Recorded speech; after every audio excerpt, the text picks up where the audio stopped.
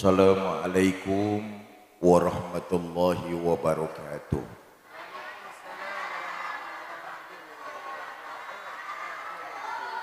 Alhamdulillahi rabbil alamin. Salatu wassalamu ala asrafil anbiya wal mursalin Sayyidina wa maulana Muhammadin wa ala alihi wa sahbihi ajma'in, amma ba'du. Yang mulia para ulama, para kiai, para habaib, para asatiz dan asatizah, yang saya hormati para tokoh masyarakat, sahibul bait, keluarga besar Bapak Haji Muhammad Yusuf, mempelai yang berbahagia, ibu bapak, saudara-saudara kaum muslimin yang saya cintai. Alhamdulillah, berkat izin dari Allah, malam ini kita dapat bertemu dan berkumpul. Mudah-mudahan pertemuan kita malam ini mendapat curahan rahmah dan berkah dari Allah Subhanahu wa ta'ala.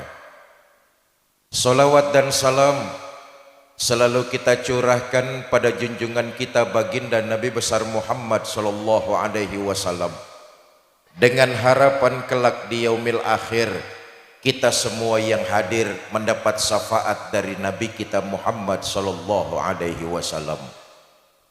Bapak, Ibu, saudara-saudara, manusia yang paling berhasil dalam kehidupannya adalah baginda kita Nabi besar Muhammad sallallahu alaihi wasallam.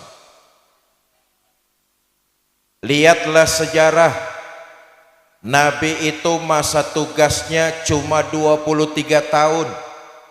13 tahun di kota Mekah, 10 tahun di kota Madinah. Tugas yang cuma 23 tahun, waktunya hanya sebentar, tapi Nabi paling berhasil menjadi manusia dalam kehidupan di alam dunia. Ini contoh buat kita umat Muhammad. Kalau kita pengen sukses hidup di alam dunia, maka mencontoh kehidupan baginda Nabi besar Muhammad sallallahu alaihi wasallam. Apa kunci sukses kehidupan Nabi? Nah, ini aja saya pesan nih, terutama kepada pengantin, mempelai, tapi khususnya kepada kita semua. Saya tanya, Bu, siapa yang pengen hidupnya sukses? Pasti semua kita pengen hidup sukses, betul apa tidak? Kalau kita pengen jadi orang yang sukses, Nabi sudah mencontohkan. Bagaimana kunci sukses kehidupan Nabi? Diceritakan oleh istri beliau, Sayyidah Aisyah radhiyallahu anha. Nabi itu sehari semalam membagi hidupnya menjadi 3 bagian. Nabi membagi waktunya sehari semalam jadi 3 bagian. Nah, nih saya titip pesan kepada Neng Sofia dan Mas Denny. Pengantin baru kalau hidupnya mau sukses, sehari semalam dibagi menjadi 3 bagian. Ayo kita lihat, Nabi sehari semalam waktunya dibagi menjadi 3 bagian. Sepertiga pertama waktunya untuk ibadah, sepertiga yang kedua digunakan buat kerja, dan sepertiga yang terakhir digunakan untuk keluarga. Jadi ada waktu untuk ibadah, ada waktu untuk kerja, ada waktu bersama keluarga. Ya Bu, ya Bu. Apaan? So tau lah. Minta tolong echo-nya dimatikan saja. Sound system mana ini? Sound system, echo-nya dimatikan saja, treble-nya turunin sedikit ini. Cek 1 2, suaranya dibulatkan. Cek 1 2, treble-nya turunin sedikit, bassnya kecilin lagi, volumenya saja yang dibesarkan. Cek 1 2. Nah, besarkan lagi sedikit Mas volumenya. Cek 1 2. Dah, sampun. Matur suwun. Jangan dioprek-oprek lagi Mas. Pak Haji Muhammad Yusuf, ini soundnya udah lunas apa belum nih Pak Haji ini? Bapak Ibu, saudara-saudara, saya lanjutkan. Ayo kita lihat. Dalam kehidupan sehari-hari, banyak di antara kita yang melakukan ketimpangan dari tingkah laku kita. Ayo lihat. Ada orang yang seluruh waktunya dihabiskan hanya untuk ibadah saja. Ada enggak orang kayak begini?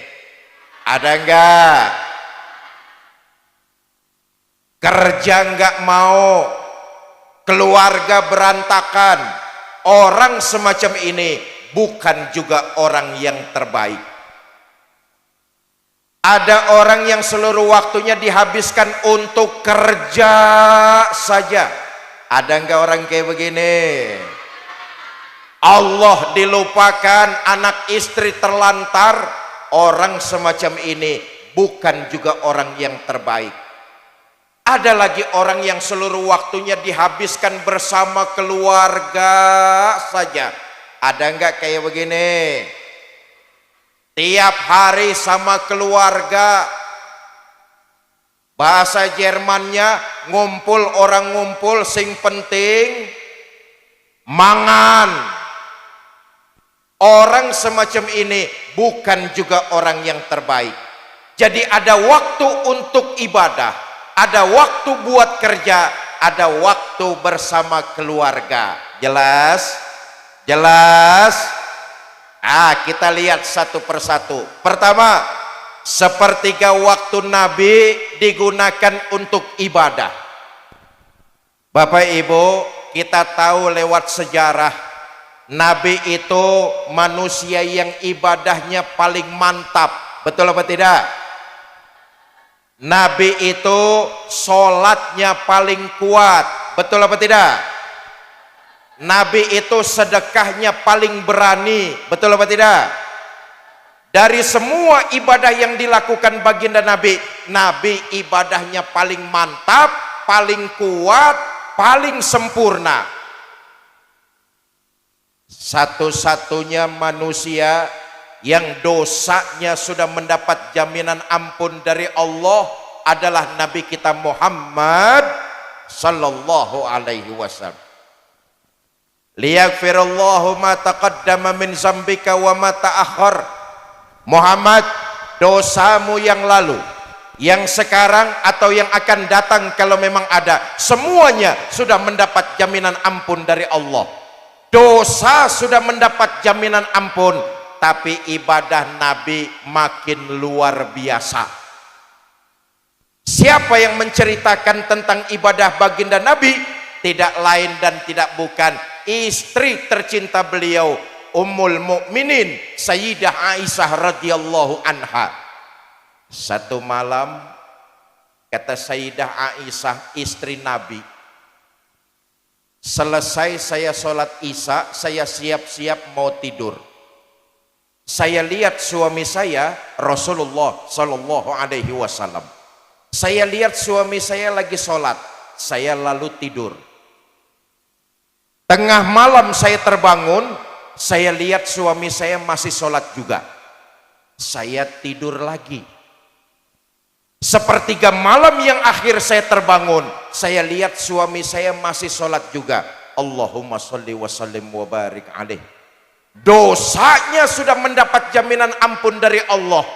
Istrinya bangun tengah malam, dilihat suaminya lagi sholat. Istrinya bangun hampir sepertiga malam yang akhir, dilihat suaminya masih sholat juga. Tuh, Nabi walaupun dosanya sudah mendapat jaminan ampun, tapi sholatnya makin mantap. Istrinya bangun tengah malam, dilihat suaminya masih sholat. Dilihat istrinya bangun sepertiga malam yang akhir, dilihat suaminya masih sholat juga. Bu, Bu, istri Nabi kalau tidur sebentar-sebentar bangun. Oi, istri Nabi kalau tidur sebentar-sebentar bangun. Istri Nabi kalau tidur sebentar-sebentar bangun. Istri orang Bangkalan kalau tidur terusin aja sendirilah. Kata Sayyidah Aisyah, hampir sepertiga malam yang akhir saya terbangun, saya lihat suami saya masih sholat juga. Saya tungguin. Selesai suami saya sholat, saya hampiri, saya tanya, Bang, ada apa? Yang? Oh, jangan cie-cie. Nabi tuh kalau manggil istrinya kalimatnya romantis, mesra. Sejarah mencatat Nabi kalau manggil istrinya dengan kalimat ya Humaira, hai yang kemerah-merahan. Kenapa? Pipi Sayyidah Aisyah putih kemerah-merahan. Nabi kalau manggil istrinya kalimatnya mesra, hai yang kemerah-merahan, ya Humaira. Bahasa sekarangnya, ada apa beb? Nah, nih Mas Deni, saya titip pesan, Nabi aja manggil istrinya kalimatnya mesra. Nih titip pesan buat Mas Deni, tapi umumnya buat para suami. Pak, Pak, Pak. Mana bapaknya ini?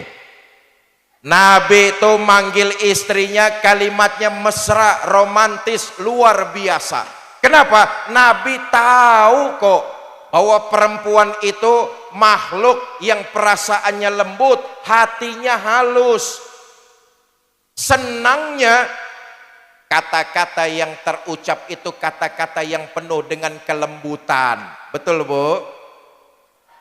Mas Deni, saya titip pesan. Mana pengantin? Masih ada? Mas Deni, saya titip pesan. Khusus buat Mas Deni, tapi umum buat kita para suami nih. Pak, Pak, Pak. Istri kita makhluk yang bernama wanita. Perasaannya lembut, hatinya halus. Istri kita akan terasa sakit kalau ditampar dengan ucapan ketimbang pakai tangan. Kalau ditampar pakai tangan mungkin sakitnya cuma 1-2 jam, lalu nangisnya berhenti, sakitnya hilang.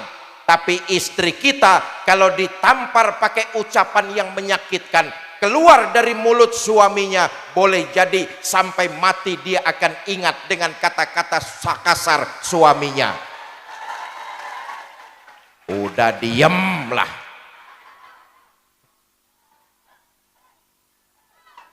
Tuh, makanya perempuan perasaannya lembut, hatinya halus, betul? Nih yang hadir di depan saya nih banyakkan makhluk halus semua ini nih. Nabi itu manggil istrinya kalimatnya lembut, ya Humaira, hai yang kemerah-merahan. Bang, ada apa yang? Abang kan dosanya sudah mendapat jaminan ampun. Terus, ya kalau sholat jangan gitu-gitu bener, kenapa sih bang? Apa jawab baginda Nabi? Aisyah, afala uhibbu an akuna abdan sakuro. Kamu pikir saya nggak senang? Oleh Allah saya mendapat gelar abdan sakuro, hamba yang pandai bersyukur. Makin diampuni dosa saya, makin saya bersyukur kepada Allah. Makin diampuni kesalahan saya, sujud dan ibadah saya makin saya tingkatkan kepada Allah Subhanahu. Maka jelaslah orang yang ingin sukses dalam kehidupannya, dia tidak melupakan ibadahnya. Jelas ini? Jelas? 1, sepertiga waktu Nabi digunakan untuk ibadah. Yang kedua, sepertiga waktu Nabi digunakan untuk tugas, bekerja dan berkarya. Semua kita, tadi saya sudah sampaikan, semua kita tentu hidupnya pengen sukses. Betul apa tidak?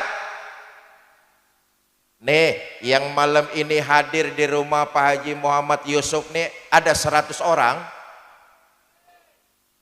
200 orang,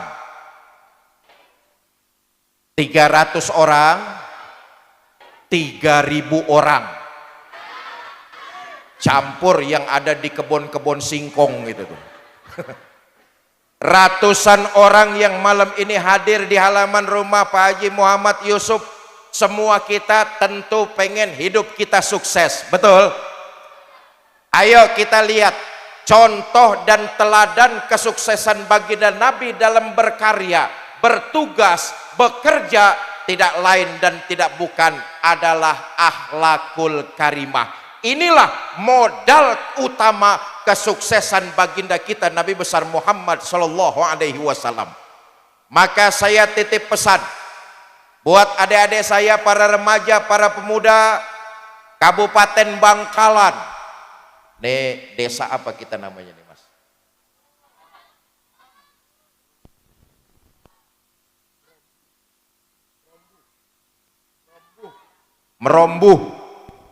Merombuh ya. Saya titip pesan adik-adik saya, para remaja, para pemuda desa Merombuh. Para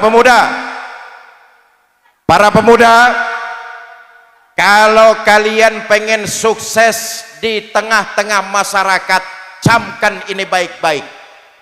Masyarakat tidak pernah mau tahu anak siapa kita. Masyarakat tidak pernah mau lihat berapa banyak harta kita. Masyarakat tidak pernah mau tahu berapa titel yang ada di atas pundak kita. Tapi yang dilihat masyarakat adalah akhlak kita. Kalau yang satu ini hancur, yang lain tidak akan banyak menolong untuk kesuksesan kita di masa yang akan datang. Jelas? Jelas? Nah, sekarang apa sih akhlak itu? Gampangnya begini. Akhlak itu samanya ucapan dengan perbuatan.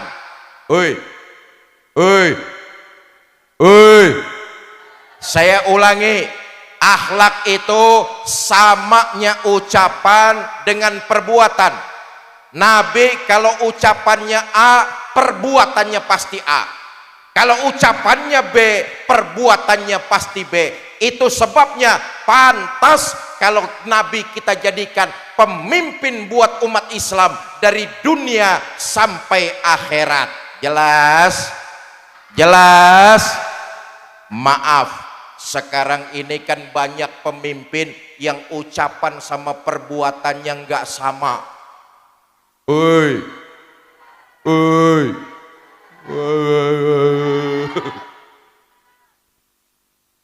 Janji katanya mau mensejahterakan rakyat, setelah naik punya jabatan bukan mensejahterakan, malah menambah kesengsaraan rakyat.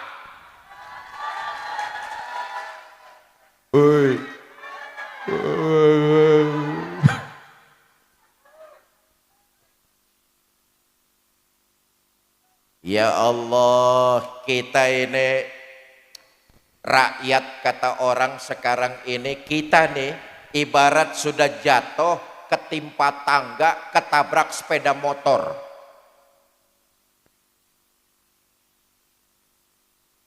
Susah, sulit, keblangsak, kere.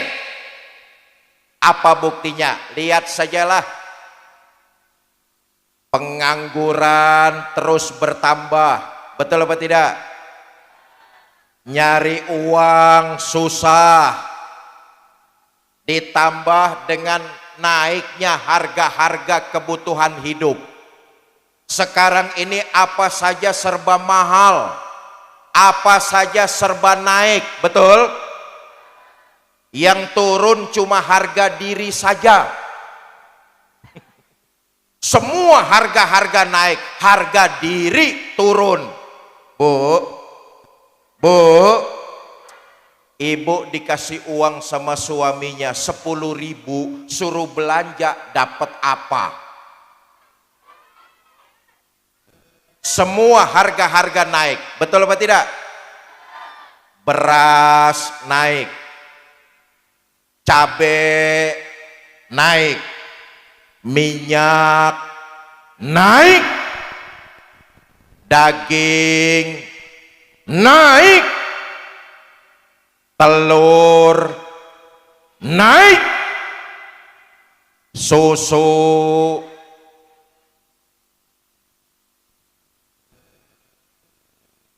turun, susu sampean udah ngerti toh. Bapak ibu saudara-saudara kaum muslimin yang saya cintai. Nah, saya kembali.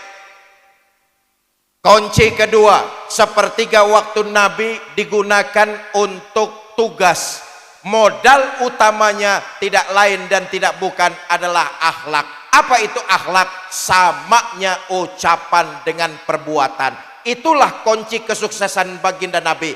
Maka kita umat Islam menjadikan Nabi contoh dan teladan. Kita tiru kehidupannya. Kalau kita mau sukses, maka tidak lain dan tidak bukan, modal utamanya akhlak. Jelas? Jelas? Dua. Yang ketiga, sepertiga waktu Nabi digunakan buat keluarga. Dalam hal ini Nabi punya anak, punya istri, punya keluarga. Nah, ini saya titip pesan kepada Mas Denny dan Neng Sofia, tapi umum buat kita semua, pengantin lawas ya, betul ya, Mas Denny dan Neng Sofia pengantin anyar, kita ini pengantin lawas. Ayo kita lihat lagi, Nabi itu punya keluarga, Nabi itu punya istri, Nabi itu punya anak, Nabi punya cucu Sayyidina Hasan dan Husain. Ternyata sepertiga waktu Nabi digunakan untuk keluarga. Inilah pernikahan yang dianjurkan oleh ajaran agama Islam, karena bisa menjadi gerbang kesuksesan seseorang dalam meniti karir dalam kehidupan di tengah-tengah masyarakat. Nah, saya titip pesan kepada Mas Denny. Memang menjaga keutuhan rumah tangga adalah kewajiban suami dan istri. Betul apa tidak? Tapi Islam memberikan tuntunan kepada suami terlebih dahulu. Kenapa? Suami kepala rumah tangga, suami pemimpin dalam keluarga. Maka pantas Islam memberikan tuntunan kepada para suami lebih dahulu. Istri tinggal ngikutin, tapi yang diberikan bimbingan lebih awal adalah para suami. Karena itu, para suami tolong dengarkan ini. Pak,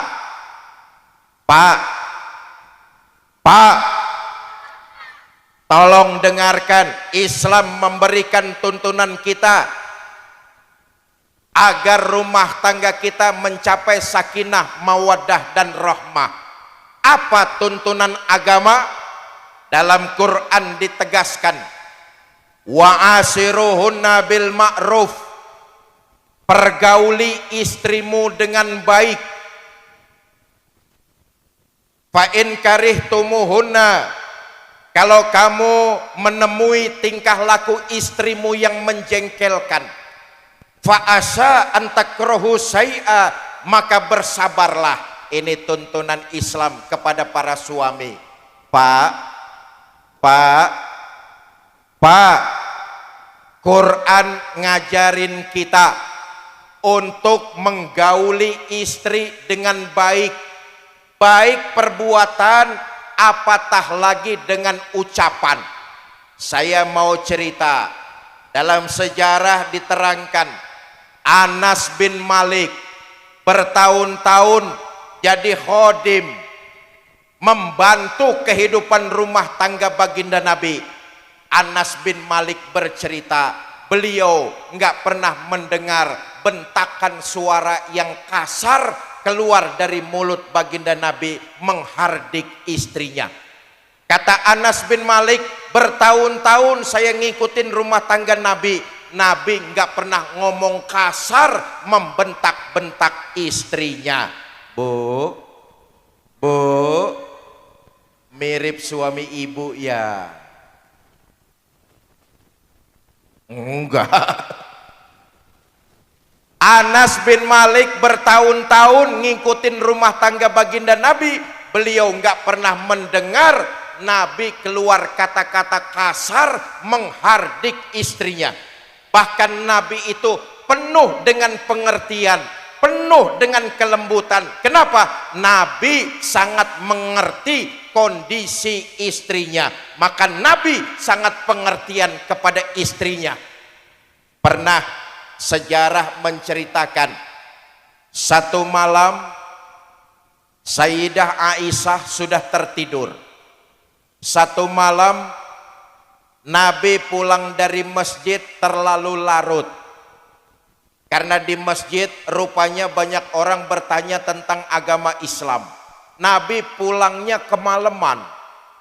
Sampai rumah ketuk pintu, Assalamualaikum, Assalamualaikum, Assalamualaikum. 3 kali ngetuk pintu, 3 kali memberikan salam, pintu rumahnya nggak dibukain. Apa yang Nabi lakukan? Nabi gelar sorban, tidur di depan pintu rumahnya hampir sepertiga malam yang akhir. Allahumma sholli wa sallim wa barik alaih. Sayyidul mursalin, khotamun nabiyyin, penghulu para nabi dan rasul, pulang terlalu larut malam, nggak dibukain pintu sama istrinya. Gelar sejadah, geletak tidur di depan pintu rumahnya hampir sepertiga malam yang akhir. Saya tanya nih, Bu, kira-kira suami ibu kayak begitu apa enggak?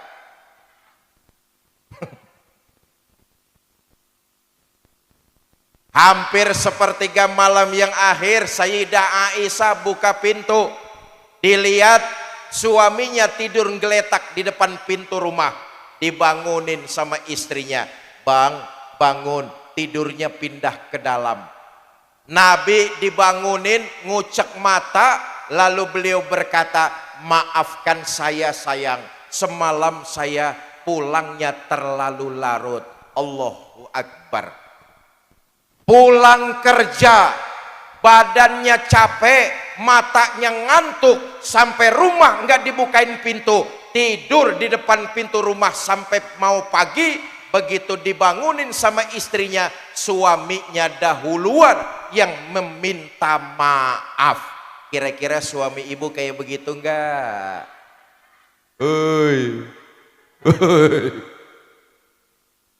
Kata Nabi, aku sangat mengerti kondisi istriku. Pak. Nah, ini buat kita, karena tuntunan agama mendahului laki-laki. Laki-laki sebagai suami, sebagai kepala rumah tangga. Begini saja, istri kita itu Pak,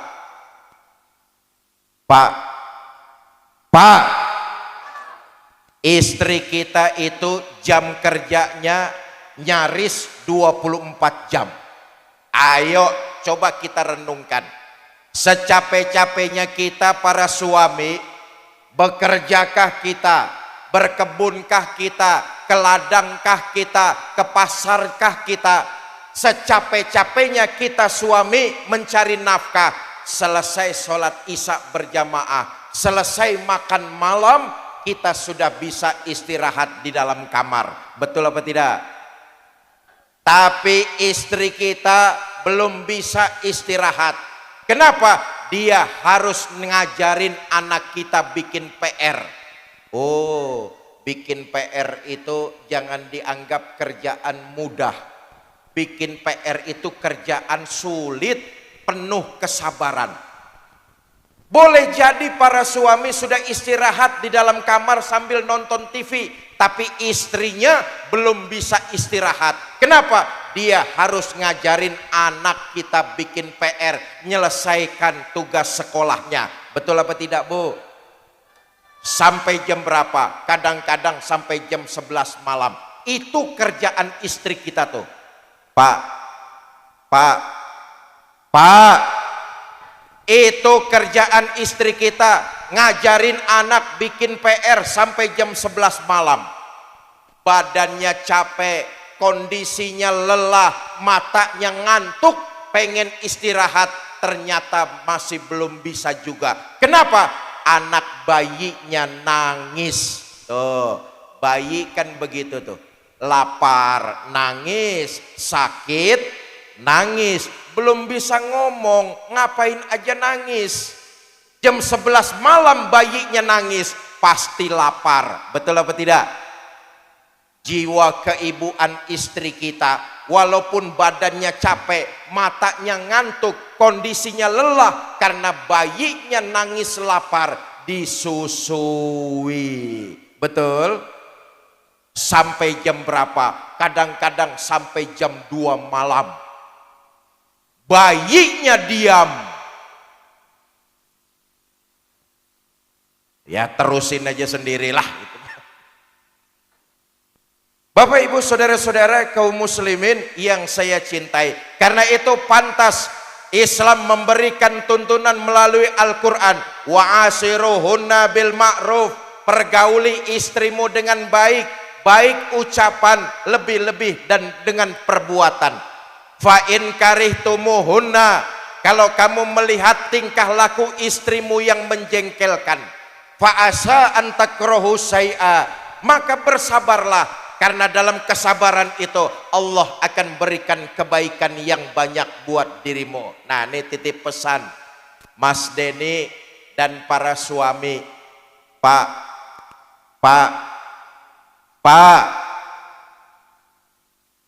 kalau satu saat istri kita di rumah itu melakukan perbuatan salah, jangan langsung marah. Oi, para suami, saya titip pesan, kalau satu saat istri kita melakukan perbuatan salah, jangan langsung marah. Kenapa? Boleh jadi istri kita berbuat seperti itu karena dia nggak tahu. Maka kewajiban para suami ngajarin istrinya supaya ilmunya bertambah. Dia tidak melakukan perbuatan-perbuatan yang salah. Itu kewajiban suami untuk mengajarkan istrinya. Ada seorang suami di Jakarta ngomong sama saya, Ustadz, saya nggak punya waktu Ustadz buat ngajarin istri saya. Tugas suami kan cari nafkah. Saya nggak punya waktu buat ngajarin istri saya. Nah, para suami yang nggak punya waktu buat ngajarin istrinya, ada satu cara. Berikan izin kepada suaminya, kepada istrinya, untuk hadir di pengajian-pengajian, hadir di majelis-majelis taklim, bergaul dengan para ustazah. Diharapkan ilmu agamanya makin bertambah, dia tidak akan melakukan perbuatan salah lagi. Berikan izin kepada istrinya.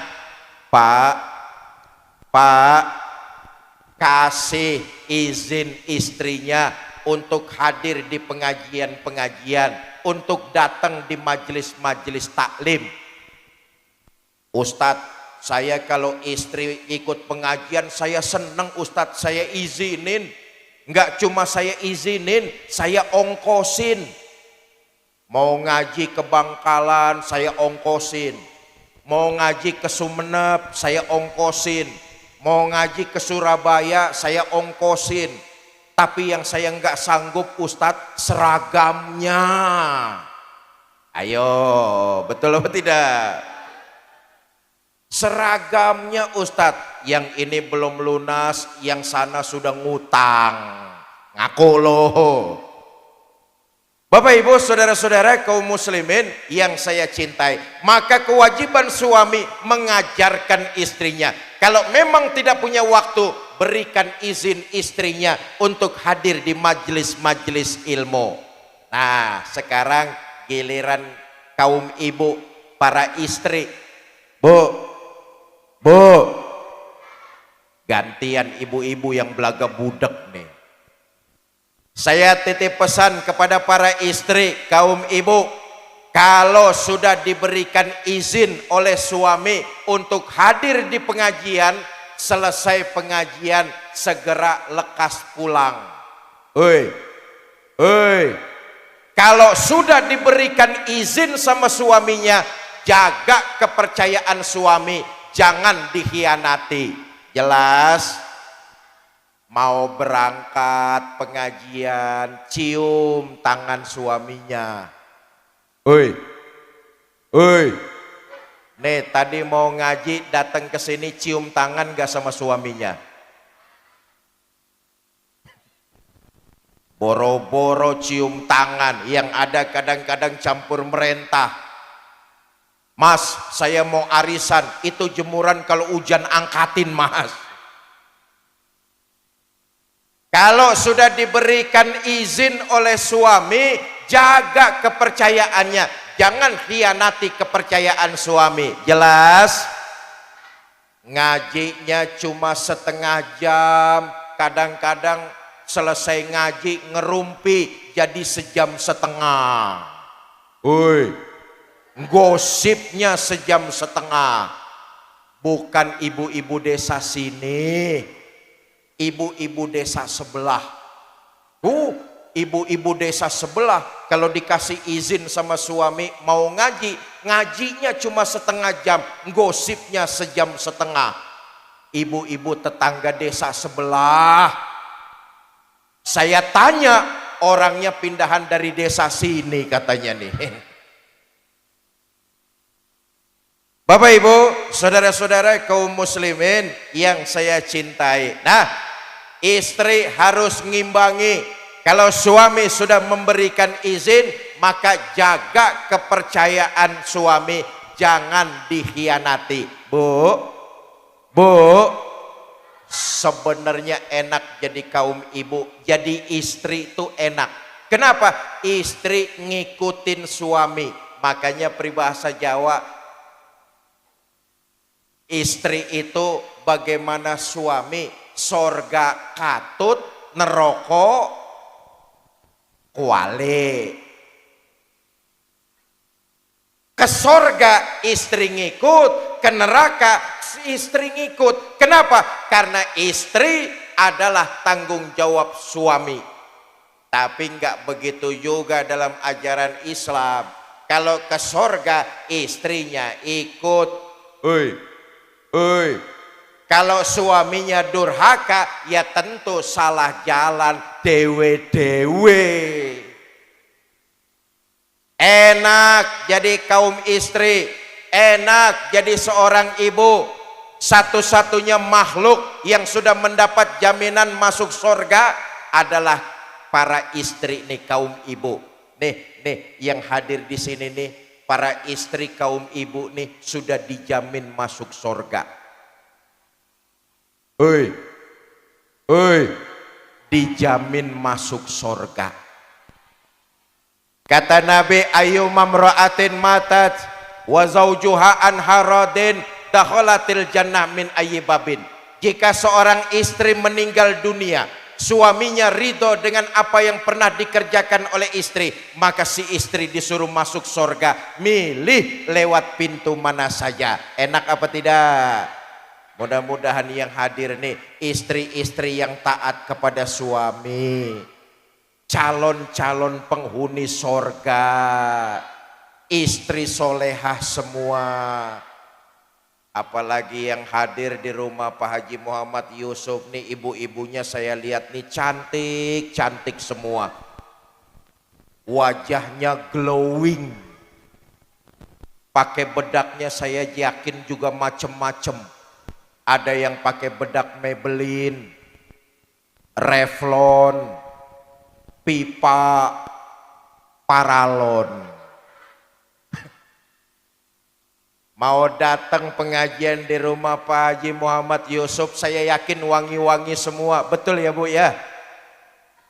Tapi sayang, ibu-ibu kita lebih banyak wangi di luar rumah ketimbang di dalam rumah. Mau resepsi wangi, mau arisan wangi, mau kondangan wangi, mau hadir di pengajian wangi, mau tidur sama suami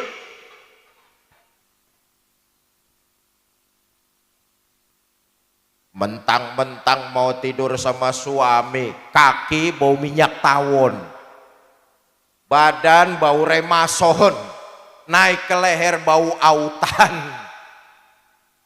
Bapak Ibu saudara-saudara kaum muslimin yang saya cintai. Nah, saya kembali. Pertama, tuntunan Quran. Suami disuruh menggauli istri dengan baik dan benar. Istri mengimbangi suami, jaga kepercayaannya, jangan sampai dikhianati. Jelas Bu? Jelas? Yang kedua, yang terakhir saya titip pesan khusus kepada pengantin baru, tapi umumnya kepada kita pengantin anyar. Mas Denny dan Neng Sofia, semua kita umat Islam menjalani hidup berumah tangga tidak lain tujuannya sakinah, mawaddah dan rahmah. Betul apa tidak? Salah satu ciri rumah tangga sakinah, mawaddah dan rahmah, dia mampu menjaga silaturahmi keluarga besarnya. Mas Denny dengan Neng Sofia, 1 tahun yang lalu kalian dinikahkan oleh orang tua kalian. Pernikahan itu terjadi bukan pernikahan diri kalian berdua saja, tapi pernikahan antara dua keluarga besar. Maka rumah tangga yang akan berhasil mendapat sakinah, mawaddah dan rahmah, cirinya terlihat dia mampu menjaga keutuhan silaturahmi terhadap keluarga besarnya semua. Karena pernikahan bukan cuma pernikahan pribadi, tapi bersatunya dua keluarga besar. Lebih bagus kalau Pak Haji Muhammad Yusuf datang nengokin, Mas Denny yang menyambut lebih dahulu. Atau sebaliknya, kalau bapak atau keluarganya Mas Denny yang datang menjenguk, Neng Sofia yang menyambut lebih dahulu. Sebab ketika sudah berijab, berakad, berumah tangga, kita sudah tidak lagi bisa ada pembedaan mana orang tua, mana mertua. Dua-duanya sudah menjadi orang tua kita. Tidak ada lagi mertua, apalagi orang tua. Dua-duanya adalah orang tua kita. Maka rumah tangga yang sakinah, mawaddah dan rahmah terlihat dari ciri-cirinya. Dia mampu menghormati, menghargai dan menjaga keutuhan keluarga besarnya. Tidak ada lagi istilah mana mertua, mana orang tua. Mertua ia sudah jadi orang tua, apalagi orang tua sendiri. Jelas? Jelas?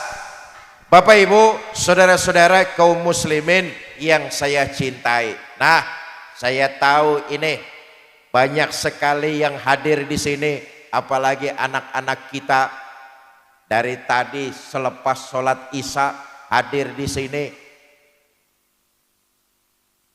Malam ini kita tahadus binikmah atas syukuran keluarga besar Bapak Haji Muhammad Yusuf menikahkan salah satu putra putrinya, termasuk apa saja yang ada dihidangkan oleh keluarga buat jamaah, itu semuanya adalah bagian dari sedekah beliau. Termasuk di penghujung acara ini nanti akan ada door prize, betul ya? Betul ya? Semua itu tidak lain dan tidak bukan diniatkan oleh Pak Haji Muhammad Yusuf dan keluarga sebagai sedekah. Karena itu mari di penghujung sama-sama kita bacakan suratul Fatihah. Pertama, Fatihah ini kita niatkan, kita khususkan buat keluarga besar Bapak Haji Muhammad Yusuf. Mudah-mudahan beliau dimudahkan dan dilancarkan oleh Allah Subhanahu wa taala. Yang kedua, Fatihah ini juga kita niatkan buat mempelai pengantin baru Mas Deni dan Neng Sofia. Mudah-mudahan rumah tangganya Allah jadikan rumah tangga sakinah, mawadah dan rahmah, dikaruniakan keturunan yang soleh dan soleha, berbakti kepada agama, berguna buat nusa bangsa dan taat kepada kedua orang tuanya. Bitilkal niyah al-Fatihah. Alhamdulillahirabbil alamin. Ar-Rahmanir Rahim. Maliki yaumiddin. Iyyaka na'budu wa iyyaka nasta'in. Ihdinas siratal mustaqim. Siratal ladzina an'amta 'alaihim ghairil maghdubi 'alaihim waladdallin. Rabbighfir lana wa liwalidayna. Amin. Ini saja yang dapat saya sampaikan. Mudah-mudahan ada manfaatnya. Lebih kurang saya mohon maaf. Wallahul muwafiq ila aqwamit thoriq. Assalamualaikum warahmatullahi wabarakatuh.